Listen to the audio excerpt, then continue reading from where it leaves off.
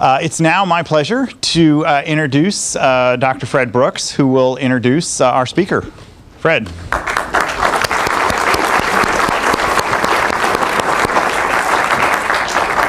Let me use this occasion to welcome everyone, since I haven't had an occasion to. It is a delight to see you all.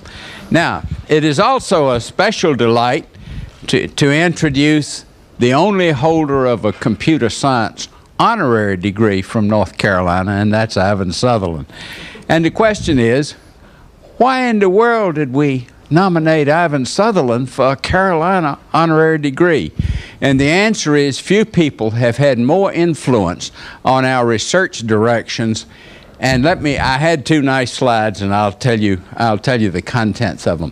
The first one is that Ivan's PhD at MIT was a stunning demonstration of the power of interactive computer graphics, and it solved almost all the problems in the very first case. So it was for a mechanical engineering design system, but it had the property that if you drew a line and it wasn't straight, it would automatically straighten it. If you brought two things together and they didn't quite touch, it would automatically touch them, and all kinds of magic. And so for those of us who, I first saw computer graphics on the Whirlwind 1, and it was a bouncing ball. It was interactive. You could change the one coefficient in the equation, and then the ball might fall through a hole in the floor. And that was when I was a graduate student.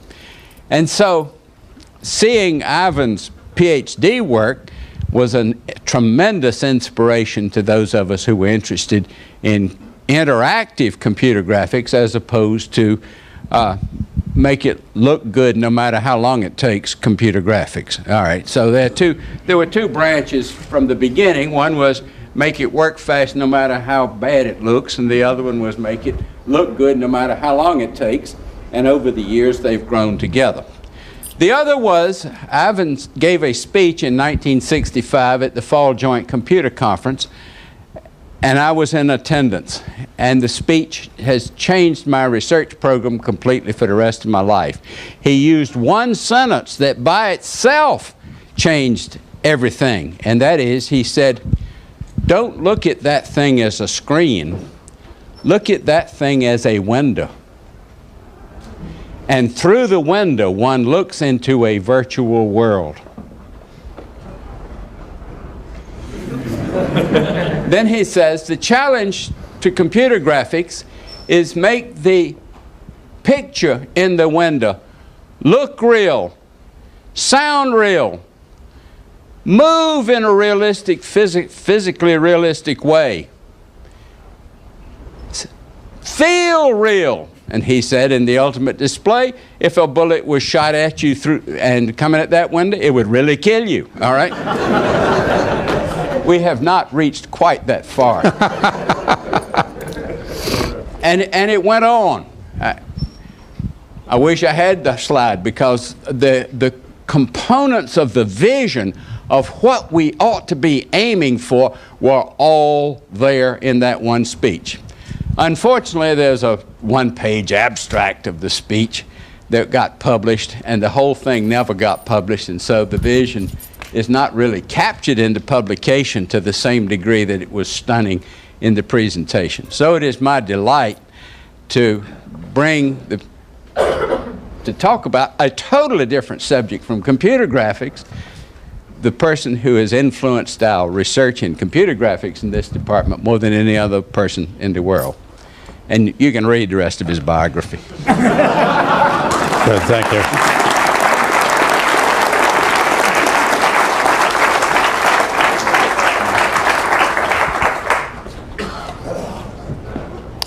Fred Brooks has long been one of my heroes. That's probably a feeling that I share with a number of people here. Yeah.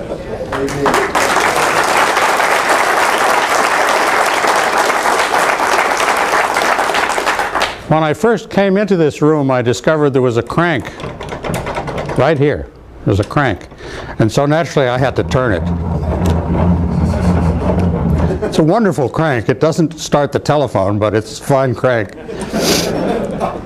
So what I'm going to do this afternoon is I'm going to ramble along a bit about some thoughts I've had about concurrency. Concurrency is hard, and we find it very hard, and part of the reason may be that we don't have the right ways to think about it, and our thoughts seem to be controlled a great deal by the fact that we like to quantize time. And I'm wondering what the world might be like if we didn't quantize time. And it's not necessary to quantize time, at least the physicists haven't yet told me that it's fundamentally quantized. And it's kind of different from all of the other things that we do quantize. We quantize voltage, we quantize current, we quantize magnetic flux, and charge, and all of these things to avoid noise. But time is somehow different. And if you do quantize time, you can get as many quanta as you want. You just have to wait for a while. You know, if you quantize time into nanosecond intervals, and you wait a couple of weeks, you get 10 to the 15th of them. Now, it's hard to imagine any other variable that you can get 10 to the 15th quanta out of. So it's just somehow different. And so it's a reasonable question to ask, should we be quantizing it or not? Now that question has a bunch of aspects. It has aspects in philosophy. Is time really different? It has aspects in psychology. I can argue that we quantize time because it helps us think about it. It has aspects from physics. We know that time and distance are intimately related. And it has aspects in engineering which, at the scale of modern integrated circuits, are beginning to be quite evident and maybe even a nuisance. I'm going to talk about each of those pieces in turn. Just some musing thoughts. I hope you'll bear with me while I muse about this subject for a while. And then I'm going to actually show you some slides. So you just have to get bored with that title slide for another 15 minutes or so, and then I'll change it to something that I hope will be more interesting. Now, time is a lot different than the other variables. It's perfectly clear when you look at a digital watch and a digital voltmeter that the digits that you see are very different in kind. Digital voltmeter that you buy at the hardware store has 3 significant figures, maybe 4 if you buy an expensive one. You buy a digital watch for 15 bucks, and it gives you the time in the hour, the minute, and the second. That's already 5 significant digits. And then it gives you the date, and there's a couple more significant figures in there. 15 bucks. Now, come on, there's something different about a voltmeter and a watch. Something fundamentally different that doesn't have to do with the mechanism, it has to do with the variables that they're measuring. Time just is a different kind of thing. Now, I was getting interested in time. I'm 76 years old, and I thought, how many seconds is that? Well, it's about 2.5 billion seconds. And it turns out 1 billion seconds is about a generation. It's 31 years. And so a question I ask the young people in the crowd is, what are you planning to invest your next 1 billion seconds in? You have choices to make as to what you do, and you are basically making an investment of time in whatever it is that you do. And if you think about 1 billion seconds, it may seem a long time, but it's only a generation.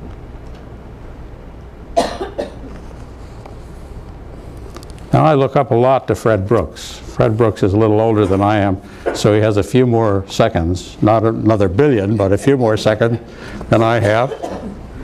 And he walks more wisely than I do. And so he's you know, got a big reach, and I find that very admirable, and that's why I'm here. Why did I come here? You know, many years ago, Fred called me up and said, would you accept an honorary degree from North Carolina? And it was sort of like asking the question, is the Pope a Catholic, you know? So of course I would.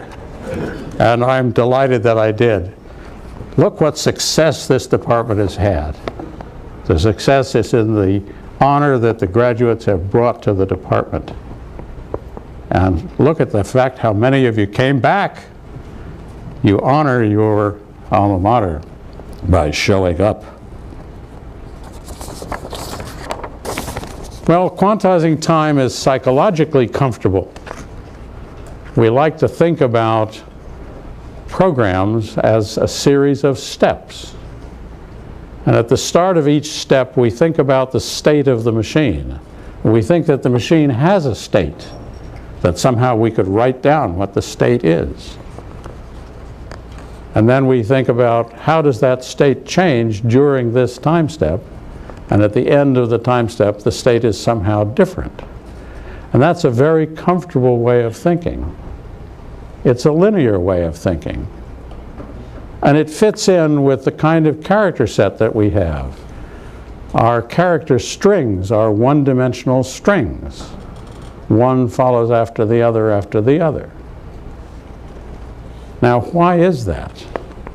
Well, perhaps it's because we have only one set of vocal cords. And so our spoken language is essentially serial. And it follows that our written language, which is just a transcription of the spoken one, is also serial. I met a wonderful lady who was a linguist who studied the language of children who were the children of people who didn't speak. They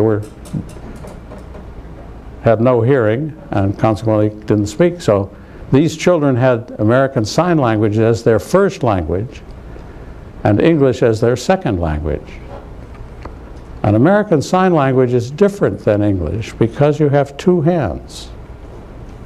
And she showed me some poetry in sign language, which is sort of like dance. It has a rhythm to it, which is visual as well as semantic. And you can say things far apart and close together. And so it's not a linear language. It's something richer. But in our spoken language, we're stuck with one dimension. In our written language, we're kind of stuck with one dimension. Then we introduce parentheses, a mathematical notation which gives us a way to represent hierarchy.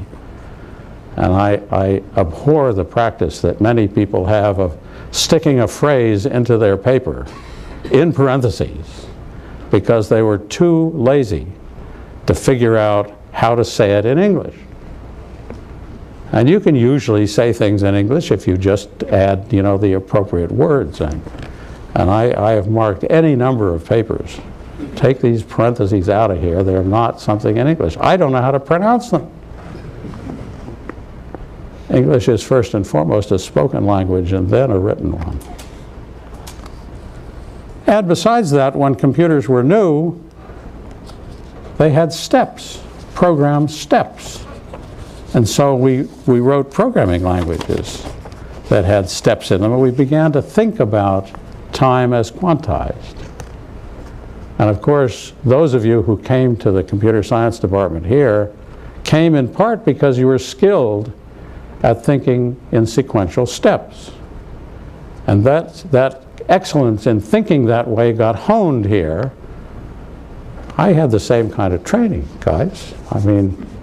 And what I've learned over many years is that unlearning the things I know is much harder than learning new things. And that's the secret to students, see? They don't have to unlearn all the things that I know, and besides, they don't know how hard it is, so they're willing to go ahead and try it. But unlearning is harder than learning, and we have this bad training of quantizing time in all kinds of ways and thinking falsely that between time steps there is in fact a state. Now, physics tells us that time and distance are related. How many of you saw Curiosity land on Mars? Actually, none of you saw Curiosity land on Mars. What you saw was a report 13.5 minutes late that Curiosity had landed on Mars. right? It takes that long for the signal to get down. Time and distance are related. And ordinarily that doesn't bother us. But there are places where it's very important. I love brass bands. I played the baritone horn in high school rather badly. And I loved marching in the marching band. I had a fancy uniform, and it was a wonderful experience. We went all kinds of places and played great music, and I loved it. Well, it turned out in the town I was in, they said we're going to have a tremendous assembly of bands. We're going to fill the whole football field with musicians. And they got all of the high school musicians from miles around to come, and they filled the football field. And I thought, wow, I'll go. And I went, and it was terrible. It wasn't that the musicians weren't skilled, but the size of a band is limited by the speed of sound. Consider the plight of the bass drummer on one goal line. He faithfully watches the conductor on the 50-yard line, and every time the conductor does a downbeat, he whaps his drum good-o. It takes a third of a second for that sound to get to the other goalpost. And the bass drummer on the other goalpost swears this idiot is late by a third of a second. And a third of a second is a substantial part of a beat. You cannot make a brass band that big. The size of a musical band is limited by the speed of sound.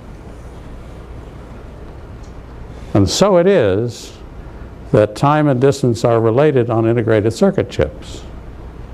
You might think that signals propagate across an integrated circuit chip at the speed of light. Guess again, folks. They go about the 10th speed of light. And the right way to think of electricity flowing, I'll say flowing with quotes, flowing through a wire on an integrated circuit chip is it's a diffusion equation. The electricity doesn't flow, it oozes. So the model you should have is a silver bar, and you're holding one end of the silver bar, and your buddy is heating the other end with a blowtorch. And after a while, you notice the heat arrives. And so the time that it takes to get a signal through an integrated circuit wire grows with the square of the distance, not linearly with the distance. So you have to put amplifiers every so often to boost the signal and get it, and so the pieces that you have are short enough that the square law doesn't kill you. And the result of that is that the time it takes to deliver a signal across a big integrated circuit chip is long compared to the clock period. So just like the brass band, you cannot make a synchronous design that covers the whole chip. Synchronicity depends on the notion of having simultaneous events distributed over space. And the curiosity example says you, I'm sorry, that ain't in the cards. I've spent a career trying to figure out how to promote an alternative, which is sometimes called asynchronous. Asynchronous is a not word, it's a negative word, terrible word.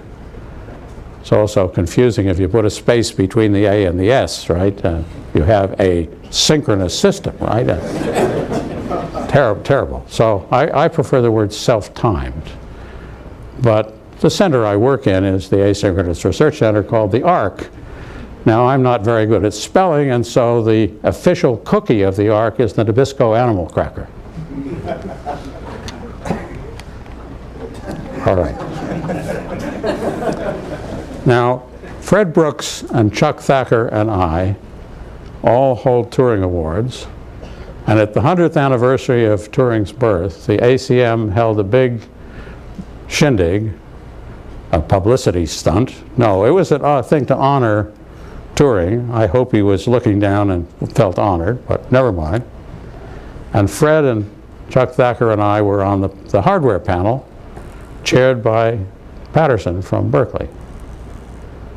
And I got to give the first pitch, and so I stood up and gave my 10-minute impassioned pitch about the tyranny of the clock and how we needed to do something better because chips are getting too big for the synchronous paradigm to work.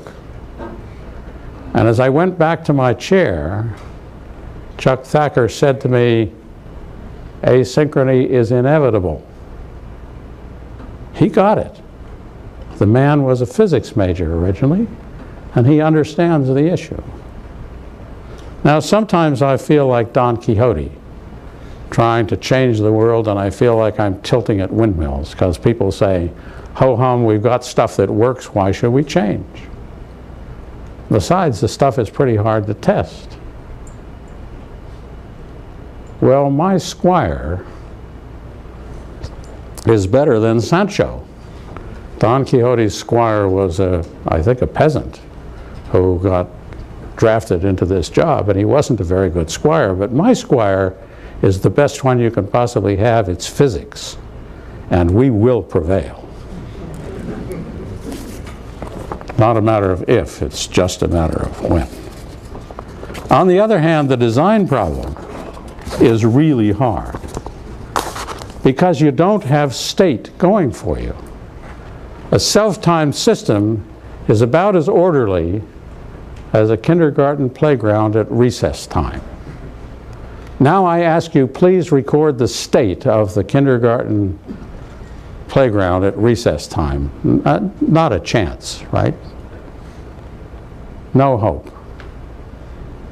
And working in this field, I've been forced to try to think about something else. Time steps just don't work. And I'm going to talk a little bit about how I think about these things as I go through this talk. And I don't think I've got it right. I think we really have to work hard to unlearn time steps and try and learn something else. There are fields in which the language is not linear. There are two-dimensional folk who paint paintings, who take photographs that we find striking, that they figured out how to do the composition of those two-dimensional things to be very impressive. And there are three-dimensional folk called sculptors and architects who somehow think about three dimensions not sequentially, not divided into time steps. And they produce artifacts that we think are wonderful. How do they do that? I think it's worth looking at that pretty hard to see if there's something we might want to pick up from those folk for thinking about computer systems that are big enough that the sequential paradigm doesn't serve us well.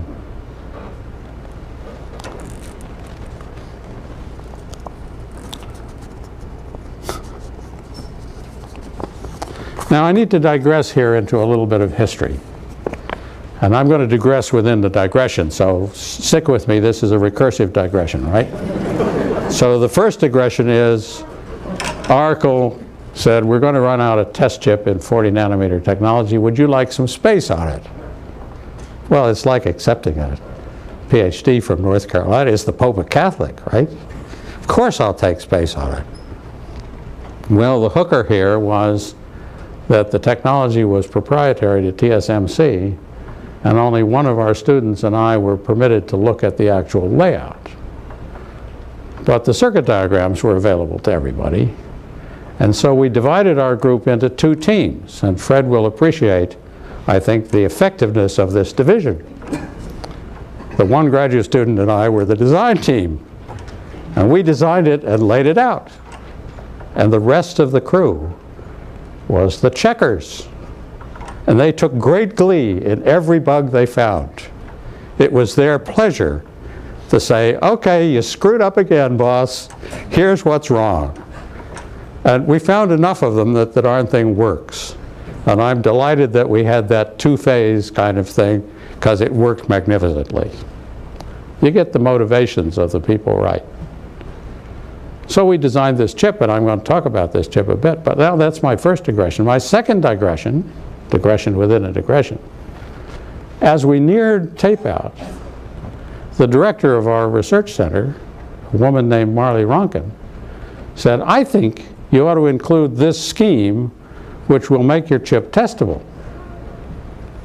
Now, I first met Marley Ronkin 21 years ago at the conference where the lunatic fringe interested in asynchronous technology meets once a year.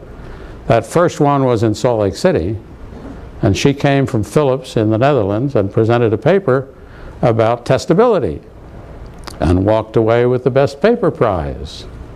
And I said to myself, that's a pretty clever lady. Now, how many of you remember George Burns, the comedian? He was wonderful. And he talked about Gracie Allen. He said, it's very important to identify your talent. He had identified Gracie Allen. She was the straight lady who always asked the questions that were hilarious. And he said, then you have to nurture your talent and kind of enhance it a bit. He said, and then it helps a great deal if you marry it.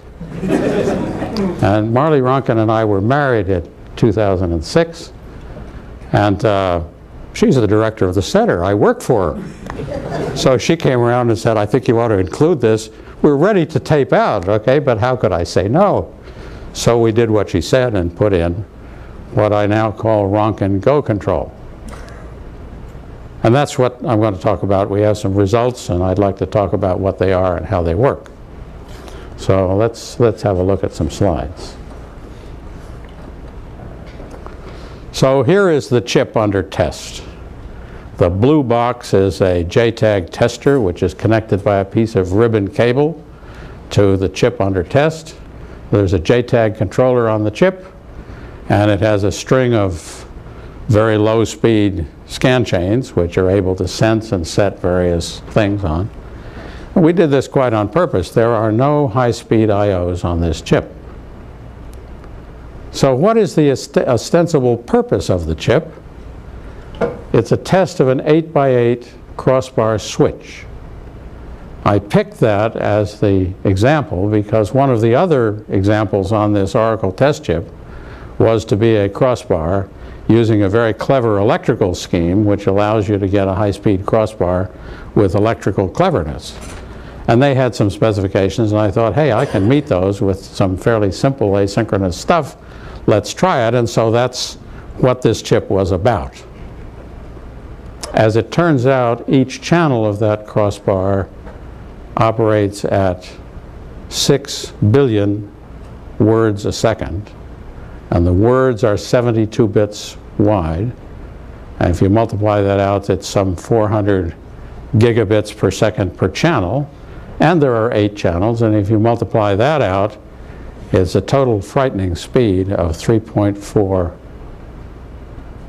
terahertz, which I like to spell T-E-R-R-O-R. And Fred complained when he read a draft of the paper. But I said, look, this is a joke, you know, come on, where's your sense of humor?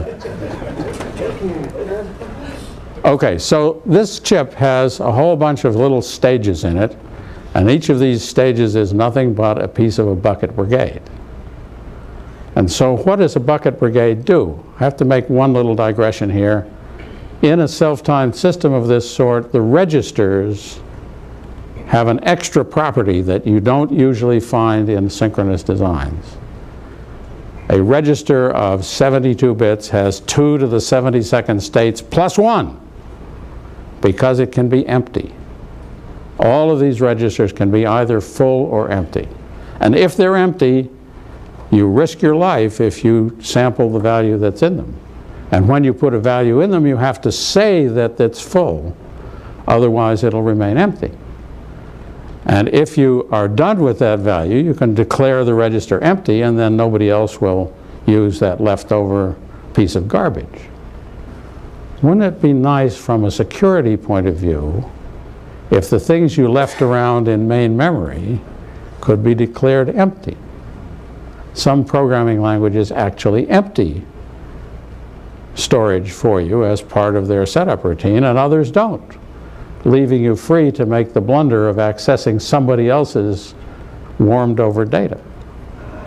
So how do these stages work? They're essentially a bucket brigade. When your predecessor is full and your successor is empty, copy something from your predecessor into your successor, declare the predecessor to be empty, and declare the successor to be full. What could be simpler? Now, I've described one stage of a bucket brigade, and I hope in everybody's mind here the image has leapt of water going from a lake to a fire. And we never talked about time steps at all. We did the leap to how does this work all together somehow in space rather than in time. And now we're free to talk about throughput, we're free to talk about phase change as we go along, we're free to talk about wavelength of the data that goes through. And now what Ronkin did was to say, add one more term to this and function, permission to move. In effect, she said, you can understand what's going on in the playground if you can train all the children to stop dead when you blow a whistle. Everybody stops, and then you can look and see what's going on. And we have the scan chain, so the scan chain can look at every register and see whether it's full or empty, and by the way, initialize it to be full or empty. So if we have some data in there that we don't like, the scan chain can, under the test conditions, can just drain it. You don't have to change the values. You have 72 bits in a register, they are set to some combination of ones and zeros. If they're empty, doesn't matter what the combination is. So that is Ronkin Go control. It's permission to act. And as it happens, the chip that we built has 472 little guys, all of whom do this function, and each and every one of them has an individual Go control. Man, what a pleasure that made it to test. You can turn everything off. And then you can set up some little piece of it and say, I wonder if this piece works, and you can try it in isolation. And you can see it work. The first one that I did, I wrote some test code for this thing. The first one was this one. There's a whole bunch of counters in this chip to count how many data items go pi per second. They're pretty long counters, but never mind. And the question is, do they actually count? So we took a little section of the pipeline near the counter, and we set it up like this. Now the little guys that you see there are the functions that do the and. So each of those guys is going to copy something from his inbox to his outbox if the inbox is full and the outbox is empty. Otherwise they won't do anything. So none of these guys want to do anything except the guy on the left, A. But he's forbidden to act, and so he doesn't do anything either. So we get this initial condition set up, and the desire of these devices to act doesn't interfere with setting up the initial conditions because they're forbidden to do anything. And now we change the permission on stage A to say you're now allowed to go. And of course, lickety-split, he fires. And that copies the blue data item to the next stage, which goes to the next stage, which goes to the final stage, and the counter has counted. And the scan chain can look at this final state and say, okay, it did exactly what we expect. When we say it's right, what we mean is it did what we expect. Now the thing that blew my mind away about this is the whole process from the upper to the lower picture takes less than half a nanosecond. This is the first time that I personally have looked at the results of a single event that happened in a fraction of a nanosecond. Now here's another example. This crossbar has channels that come in and they need to merge and divide and blah, blah, blah. So every one of the 8 input channels can reach any one of the 8 output channels. And so we have a first come, first served circuit, which is basically an analog circuit, which says if 2 events happen at nearly the same time, I will put them into time sequence. I'll put one in front of the other. Doesn't guarantee which one is first, but it's sort of first come, first served. If only one comes in, it gets service. If only the other comes, it gets service. If they both come in, one or the other will get service. And if they come in close enough that you really care, it doesn't matter which one gets first. But they get first cleanly. And because this is a self-timed system, how long it takes to make the decision of who won the race depends on how close the race is. This happens in the horse race profession as well. Sometimes it's obvious that American Beauty won by a length, right? But sometimes American Beauty only wins by a nose. And sometimes you have what they call a photo finish. You have to take a photograph and examine the photograph, maybe with a magnifying glass, and the judges have to argue over what the photograph is before they can announce the winner. This whole business of quantizing continuous variables is fundamentally hard. Anytime you have a continuous variable and you want to decide whether it's bigger or less than a certain value, or which of two happened first, you have a fundamentally difficult problem because there's always a knife edge on which you could sit.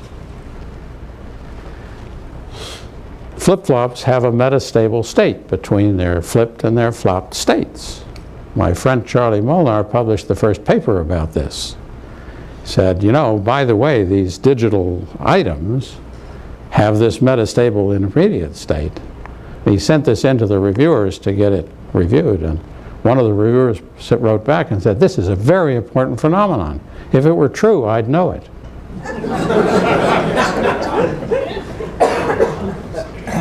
Anyhow, it's by now well known that flip-flops have metastable states, and it's well known that the exit from metastability is Poisson distributed, and it may take a very long time, but it doesn't very often take a very long time, so you can live with it. And in a self-timed system, we don't care, because everything will wait. Now, I was at Caltech for a while when Harold Brown was the president. And Jimmy Carter decided that Harold Brown would make a fine Secretary of Defense. And so Harold Brown left the campus to go be Jimmy Carter's Secretary of Defense. And as he was heard to mumble as he left campus, "Thank God to be back in a job where the airplane will wait." Okay, now this test is a test of that 2 input, 1 output arbitration circuit. And we believe from analog analysis of the circuit that given greedy inputs, if everybody's asking to get in there, this is the 2 lanes have gone down to 1 lane, and the circuit is like the policeman who says who can go, and we believe from analyzing the circuit that it should provide alternate service, and this test shows that it does. In the upper channel you can see light blue data elements and dark blue data elements. All the ones to the right are empty. And when you give permission to that guy who has 2 inputs to go, he starts his action and he, sure enough, provides alternate inputs. We can test this. It's amazing. So here was the pièce de résistance for me. This is a crossbar, and there are some bits in each and every data item that tell it which exit it is supposed to use. So each data item entering the crossbar knows where it's supposed to leave. And by the way, conflict in this particular design happens only if multiple data items choose concurrently to leave from the same exit. As long as they don't interfere, there's no interference in the circuit. And the question was, which bits cause which switching events? And look, I had done the circuit diagrams and I'd done the layout and very carefully put a different wire in each switch so that it used a different bit, right? And I thought, now I can go through those circuit diagrams and carefully transcribe the one language into the language of programming so we know how to set these bits for various things that we want to do. And I thought, what a bore and how prone to error that is. Why don't we just concoct an experiment that tries them all and see what happens? And so there in the middle you see a symbol representation of the 8x8 switch, and we have 1 input, I think it's channel 4 maybe. So we're going to put a particular data item into channel 4, and we'll make a bunch of blind alleys on the outside. The bottom diagram you can see 8 blind alleys for the outside. So these tokens are not, these data elements are not going to go very far. They'll go through the switch and end up stuck in a blind alley. And our scan chain can look and see who's full and who's empty, and thus know where they went. And we can try all possible combinations of the input bits and thus make a map quite easily and automatically, by the way, of what the input bits do. that not only gives us the map, which is what we wanted, but it also says, hey, every possibility that we can try actually works. So we did that. Turns out there's 28 tries you have to make on each of 8 input channels. You can automate that with the tester. It doesn't take very long. And we got the panel that we wanted. So what is the weaver? It's this crossbar. I've drawn it here as a yellow triangle. It has 8 inputs I've drawn here coming in the bottom, and 8 outputs coming out at the right-hand side. And it, you know, at 3.5 terabits per second, no way we're going to get these bits on and off the chip. So in order to avoid having to do that, we simply recirculate them. So there are 8 recirculating channels that take the 8 outputs and put them back into the 8 inputs. And so we can put data in here. It's circulated around as long as we please, and then stop everything and read out, make sure that the bits weren't corrupted and that all the things happened that we expect to have happen, because we can in fact set the values of the data as well as making them full or empty. We can read the values back. So that's the scheme. Now, it's typical of these self-timed systems that you measure their performance by making a canopy graph. So if you think of this as a NASCAR racetrack, if there's only one car on the racetrack, when it goes by the viewing stand, you get one piece of throughput every trip around the track. If you put in 2 cars, they go one behind the other and you get twice as much throughput. If you put in 3 cars, you get 3 times as much throughput. And so it goes until there's so many cars on the racetrack that you have a traffic jam. And if it's completely full, so nobody can move, you've all had this experience on an interstate highway, you get no throughput. So when it's completely full, you get no throughput. But if you have one space, then the space will move backwards, and as what your experience is, the car in front of you moves forward, thus moving the space to where it was, and now you can move into the space, guy behind you can move in, and so on. And so these rings, if the ring is full, there's no way for anybody to move.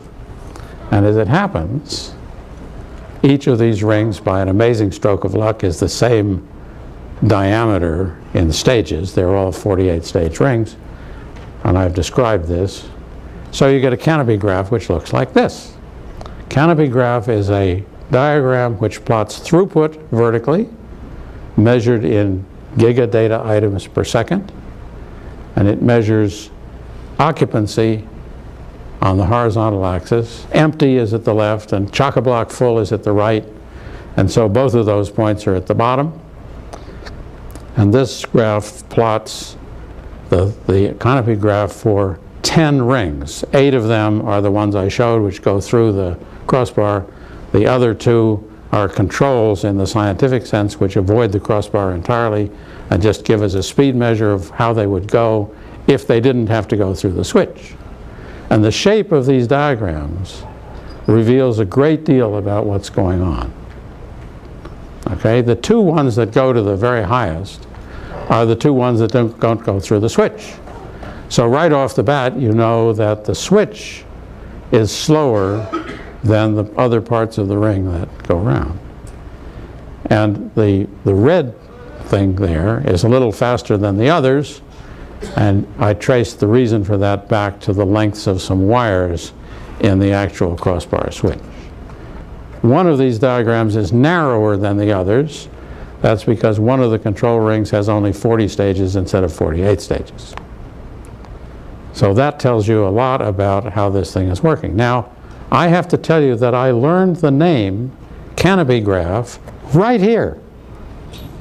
And I think it's Jeanette who did it. It's either Jeanette or Montek. Montek was happy to claim credit for it. Jeanette was happy to claim credit for it. I leave it to you to figure it out. It doesn't matter. But you all should be proud that we used the name here that came from your institution. Talk like this has to have some acknowledgments. Oracle paid for the chip, provided us space. Portland State has been very nice to the Asynchronous Research Center. It gives us space. I'll tell you a funny story about that. Our offices are exactly halfway between the ECE department, the Electrical and Computer Engineering department, and the Computer Science department. They're both pretty good departments, and I have friends on both sides of the hall. I'm allowed to talk to the electrical engineering people because I'm an electrical engineer, and I'm allowed to talk to the computer science people, God knows why, but they will talk to me. And so, you know, I see both sides. And here's the story. I say, I'm going to talk about emptiness. And I go to the computer science people and I say, I'm going to represent a list. And the first question they ask me is, what's your representation for the empty list? They get it, no question about it. And then I invent a notation for bus structures. I want to have hierarchical bus structures. And I go to the electrical side of the hall and I say, I've got this nice notation for bus structures.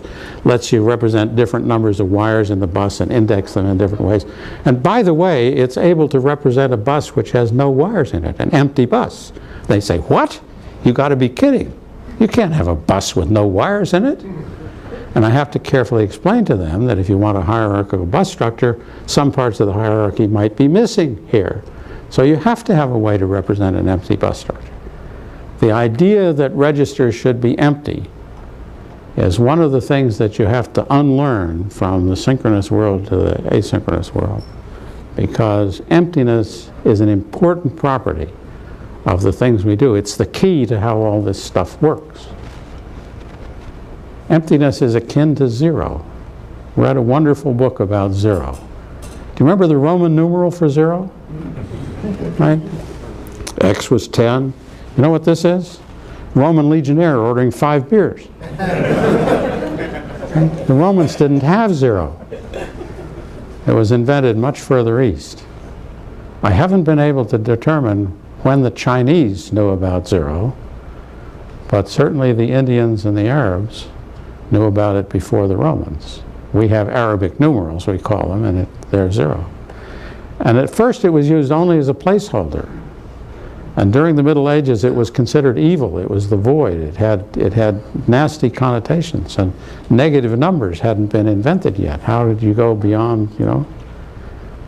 And so zero is a fairly modern concept, and emptiness is a concept that I think we all have to grasp in hardware. And not all of the electrical types have done so yet.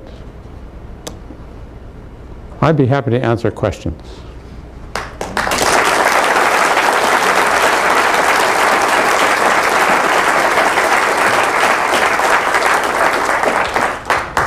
Questions for Ivan? Yes, Alex. Can you give us a flavor of what the interface between a synchronous and an asynchronous system would look like? Do you just want to repeat the question? If I heard the question, it was, what is the flavor of the interface between synchronous and asynchronous systems?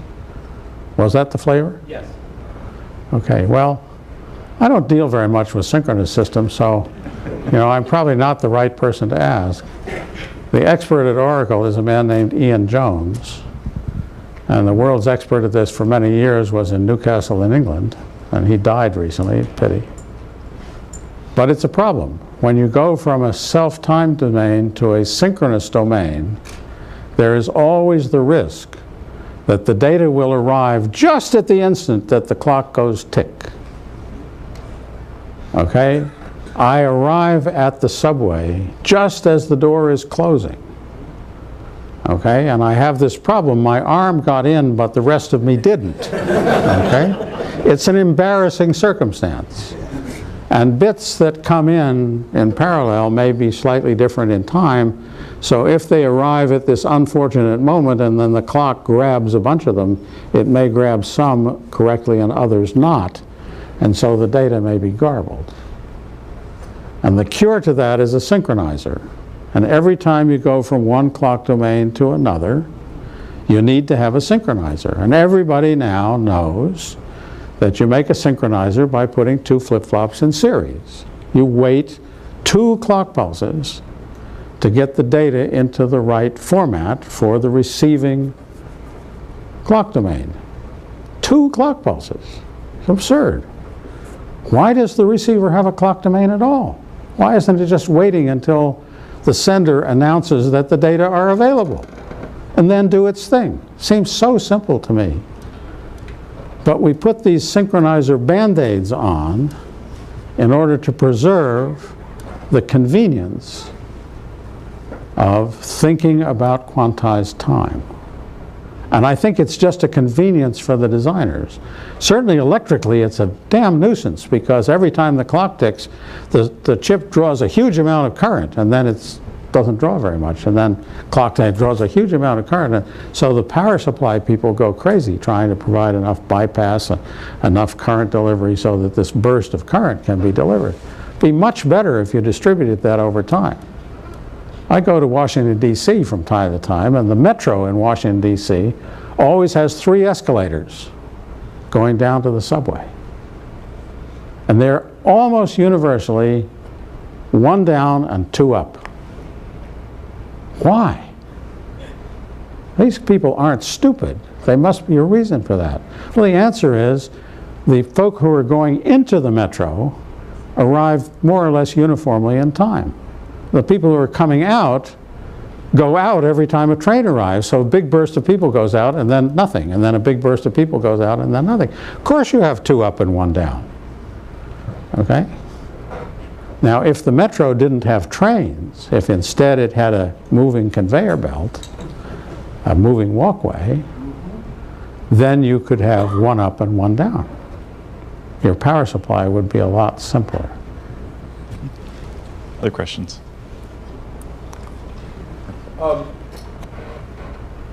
Are your state transitions in a one-to-one relationship, or is it possible that you would have a many-to-one relationship? I'm wondering about collisions. If you've got 2 people trying to make the change, do they have to go into that sync mode to prevent collisions? The thing that we put in what I call a demand merge. A demand merge is 2 inputs that both go out the same channel, right? And this is equivalent, exactly equivalent to the on-ramp in a freeway. On-ramps are harder than off-ramps. An on-ramp, you go on the on-ramp, you get up to speed, and then you got to fit yourself in between the cars that are already on the freeway. It's a little tricky, right? And just as that happens, we have to do the same thing. This guy that I had in the test here, this little guy with 2 inputs, has a mutual exclusion circuit, a special circuit, which does the first come, first serve behavior. And how long does it take to decide who came first? Depends on how close the timing is, right? And it may take quite a long time, but hey, it's a self-timed world. The airplane will wait. Very good question. And it's a toughie, because, and it's not just tough in the sense of it's difficult for us to do. It's tough in a fundamental sense. Anytime you quantize a continuous variable, you have this problem. Ron? He's doing it. In your canopy graphs, the maximum throughput actually occurs when the situation is a little more than half full.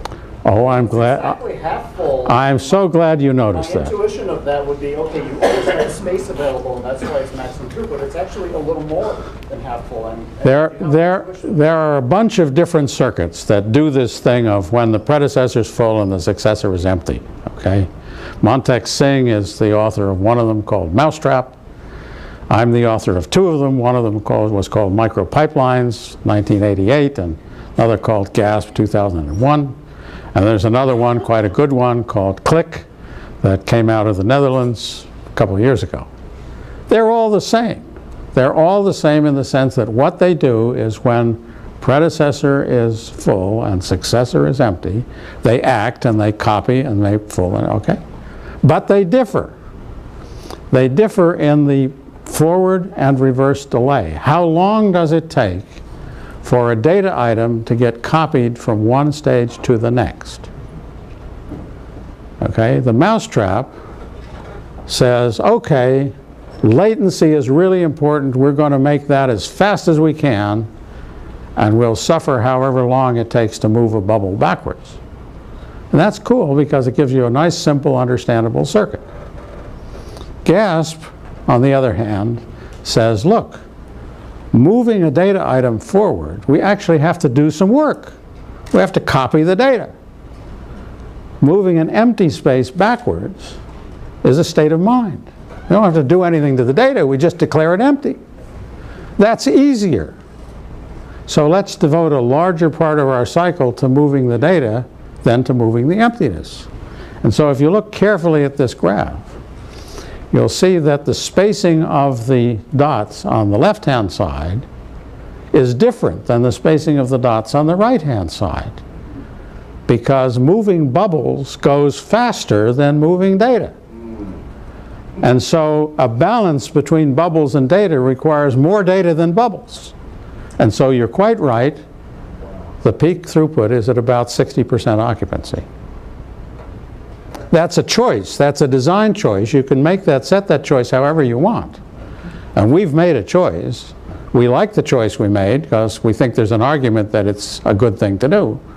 But you could make other arguments, and there are good and sufficient reasons why other choices may be good in particular sessions. Very observant guy. You probably were a student here. So we're running a teeny bit late, so why don't we close the questioning there and thank Dr. Sutherland. Thank you.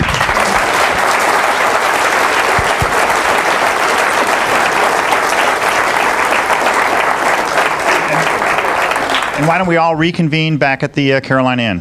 Thank you. Seem to be controlled a great deal by the fact that we like to quantize time. And I'm wondering what the world might be like if we didn't quantize time. And it's not necessary to quantize time, at least the physicists haven't yet told me that it's fundamentally quantized. And it's kind of different from all of the other things that we do quantize. We quantize voltage, we quantize current, we quantize magnetic flux and charge and all of these things to avoid noise. But time is somehow different.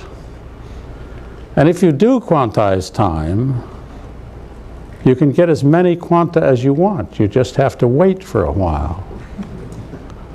You know, if you quantize time into nanosecond intervals, and you wait a couple of weeks, you get 10 to the 15th of them. Now, it's hard to imagine any other variable that you can get 10 to the 15th quanta out of. So it's just somehow different. And so it's a reasonable question to ask, should we be quantizing it or not? Computer graphics, the person who has influenced our research in computer graphics in this department more than any other person in the world. And you can read the rest of his biography. Good, thank you.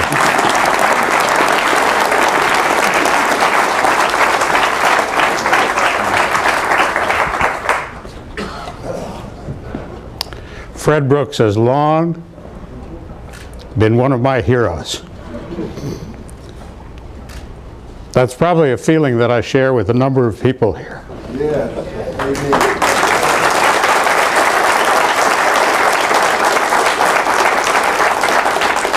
When I first came into this room, I discovered there was a crank right here. There's a crank. And so naturally I had to turn it. It's a wonderful crank. It doesn't start the telephone, but it's a fine crank.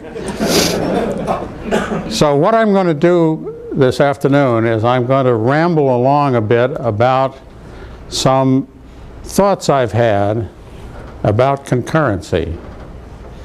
Concurrency is hard, and we find it very hard, and part of the reason may be that we don't have the right ways to think about it, and our thoughts.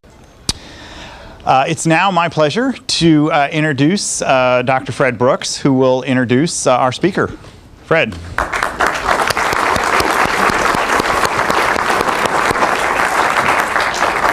Let me use this occasion to welcome everyone, since I haven't had an occasion to.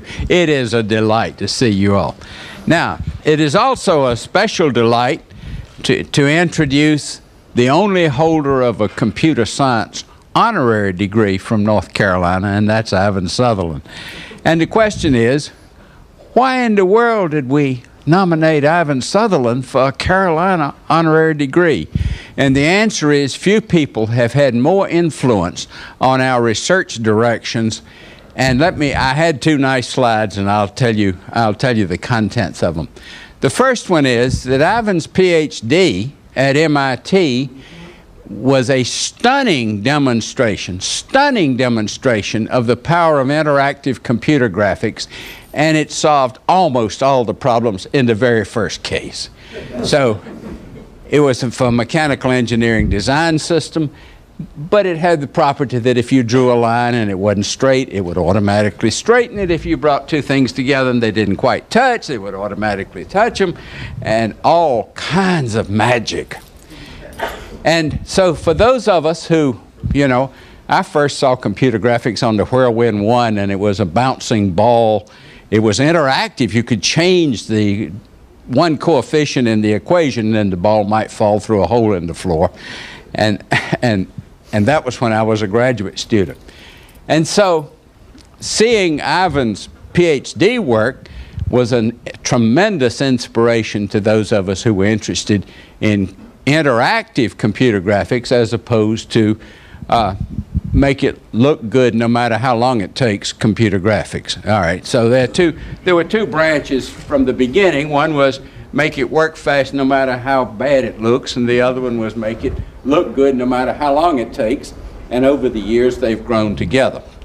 The other was Ivan gave a speech in 1965 at the Fall Joint Computer Conference, and I was in attendance, and the speech has changed my research program completely for the rest of my life.